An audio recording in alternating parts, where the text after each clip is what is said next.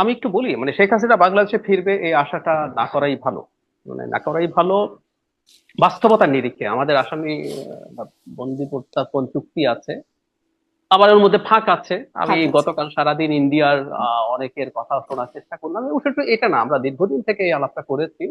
মানে ভারতকে স্লেভের মতো করে সার্ভ করা শেখ হাসিনাকে ভারত হ্যান্ড ওভার করবে না, এইটুকু কৃতজ্ঞতা বোধ ভারত দেখাবে, এবং সবাই একমত এটায়।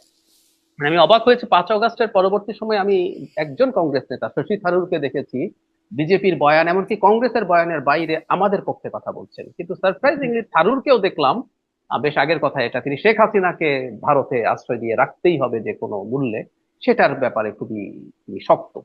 শেখ হাসিনাকে ইভেন ভারত তো বাইল্যাটারাল চাপে পড়বেও না, আর ভারতকে আমরা আসলে ইন্টারন্যাশনাল চাপও দিতে পারবো না, জাতিসংঘ সহ অন্য যত দায়ী থাকুক, কারণ এখানে ডেথ পেনাল্টি হয়েছে। ডেথ হুম। পেনাল্টি হলে আসলে কাউকে আপনি আর অনুরোধও করতে পারবেন না।